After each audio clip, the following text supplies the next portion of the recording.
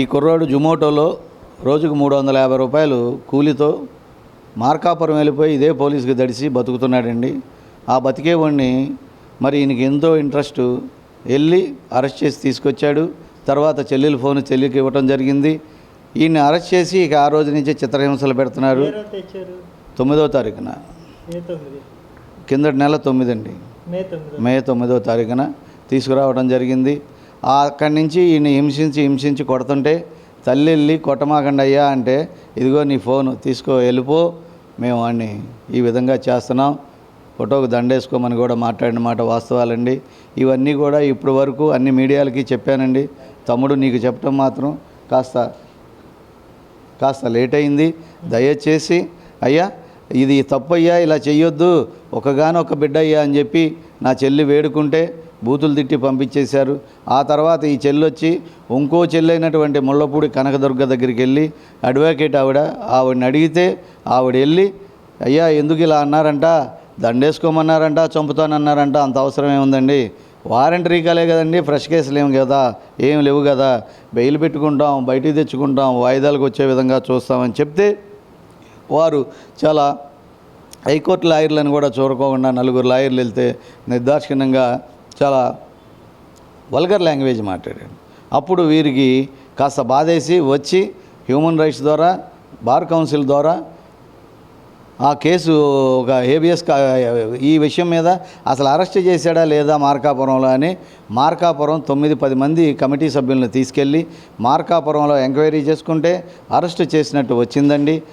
తద్వారా అరెస్ట్ అయ్యాడు, ఇక్కడే ఉన్నాడని తెలుసుకుని ఇక్కడికి వెళ్ళి తల్లి అడిగితే 2 సార్లు కనపడ్డాడండి.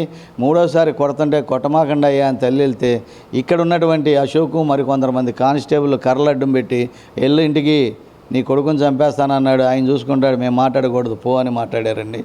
ఆ తర్వాత అనుకోకుండా ఈవిడ నిజంగానే చంపుద్దేమని భయం వేసి మళ్ళీ చెల్లోళ్ళ దగ్గరికి అడ్వకేట్ దగ్గరికి వస్తే అడ్వకేట్ గారు మరికొంతమంది ఆ మార్కాపురం వెళ్ళి తీసుకొచ్చిన మ్యాటర్తో వెళ్ళి మా దగ్గర ఉన్న సాక్ష్యాధారాలతో లోన చూసిన వ్యవహారాలతో హేబియస్ కార్పొరేషన్ పిటిషన్ వేయటం జరిగిందండి కోర్టులో. 15వ తారీఖు ప్రొడ్యూస్ చేస్తానన్నారు, ప్రొడ్యూస్ చేయలేదు. తర్వాత 29కి వాయిదా వేశారండి. 29 ప్రొడ్యూస్ చేయకపోతే మీ మీద ఎఫ్ఐఆర్ ఎందుకు కట్టకూడదని కూడా అడిగారండి. ఎఫ్ఐఆర్ కట్టడానికి, ఈయన అరెస్ట్ చేయడానికి, సస్పెన్షన్ చేయడానికి మా పెద్దలందరూ సహకారం తీసుకొని విజయవాడ కమిషనరేట్లోకి వెళ్ళి కమిషనర్ గారికి లెటర్ ఇచ్చి మాకు న్యాయం చెయ్యని ఎడల మేము ఎందుకు నిరాహార దీక్ష చేసుకోకూడదు, మేము ఎందుకు సంఘాలన్నిటికీ చెప్పి పిలిపించి బయటికి తెచ్చుకోకూడదు అని చెప్పంగానే కమిషనర్ గారు స్పందించి ఈ కేసు విషయంలో నేను న్యాయం చేస్తాను, నా మీద భరోసా అట్టిపెట్టండి అని చెప్పి ఆయన చెప్పి ఆయన అన్నమాట ప్రకారమే మొన్న విఆర్కు పంపారండి. విఆర్కు పంపిన తర్వాత ఈ రోజున సస్పెన్షన్ ఆర్డర్లు కూడా ఇచ్చారండి. నిజంగా కూడా కమిషనర్ గారికి చాలా థ్యాంక్స్ అండి. ఈ విషయంలో మాకు న్యాయం కావాలండి. రేపొద్దున 29వ తారీఖు ఇచ్చిన డెసిషన్తో కూడా సంబంధం లేకోకుండా ఆయన మీద ఎఫ్ఐఆర్ కడతారని, కట్టిస్తారని కూడా మీ మీద నమ్మకం పెట్టుకుని మీడియా ద్వారా మీకు ధన్యవాదాలు తెలుపుకుంటున్నామండి. అంటే అంబటి రాంబాబు గారు మాట్లాడుతూ డెడ్ బాడీ అనేది చనిపోయిన తర్వాత తీసుకెళ్ళి స్వర్గపురిలో దహనం చేసేశారు అని చెప్పేసి ఆయన ఒక పెద్ద స్టేట్మెంట్ ఇచ్చారు. ఇందులో నిజమెంత అబద్ధం ఎంత? మేము మీడియాలో మాట్లాడిందే చూసి వారు తెలుసుకుని ఆయన ఇచ్చిన మాట వాస్తవేనండి, అది మేము కూడా చెప్పామండి. మా దగ్గర దానికి సంబంధించిన సాక్ష్యాలన్నీ మేము ప్రొడ్యూస్ చేసుకుంటాం కోర్టులో. మరి ఆయన ఏం ప్రొడ్యూస్ చేసుకుని బయటపడతాడో ఇవన్నీ కూడా మేము మీడియా పరంగా ఇప్పుడు చెప్పకూడదు. వారు చెప్పారు, చెప్పలేదు అంటలేదండి. మరి వారికి ఉన్న ఇన్ఫర్మేషన్తో వారు చెప్పారండి. స్టేషన్లోనే వేరే వాళ్ళ దగ్గర తీసుకున్నారంట. మరి దాని గురించి నేను మాట్లాడతాం కాదు. మా సాక్ష్యాధారాలు రేపు ఈ కేసు మేము వదులుకోలేదు.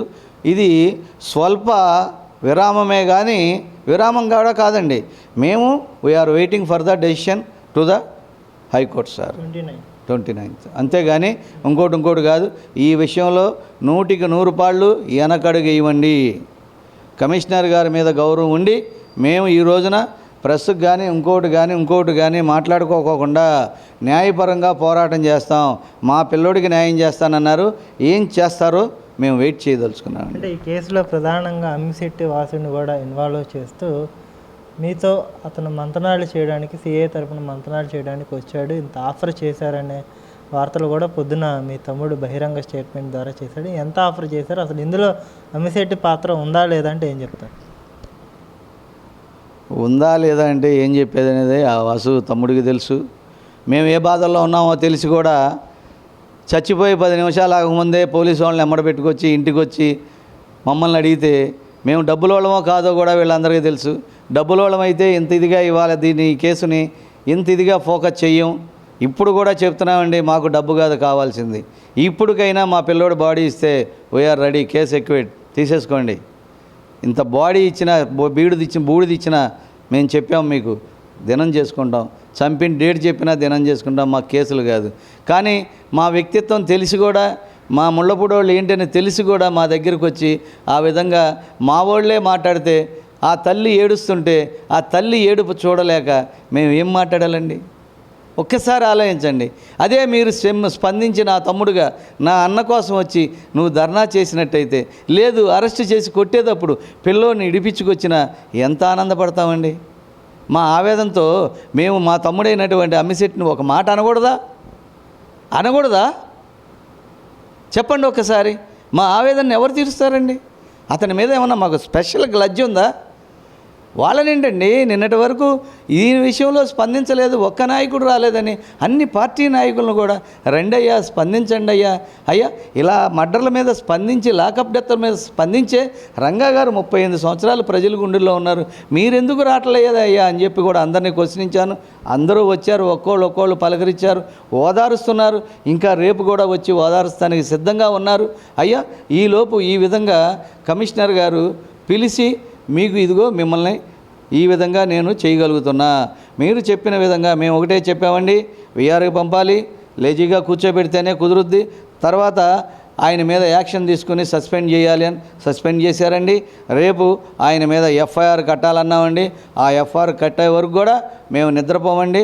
ఆయన ఇచ్చిన మాట ప్రకారం మాకు పెద్దలను సిట్టేసి కమిటీ వేసి చేస్తున్నటువంటి విధానం మాకు నచ్చిందండి. మేము చెప్తున్నామండి, శార్ సీటే హైకోర్టులే మేము కోర్టు ప్రకారం ప్రొసీడింగ్స్ని ప్రతి ఒక్కటి పాటిస్తూ మమ్మల్ని కూడా అల్లరి చేస్తున్నారు. ఇవాళ మీడియాలన్నీ కూడా కేసులు లేకపోయినా కేసులు ఉన్నాయని ఇంకోటని అదని ఇదని మా మీద నిందలేస్తున్నారు. ఈ పార్టీలు గొడవల్లోంచి కేవలం విరామం కోసం పక్కకు వచ్చాం.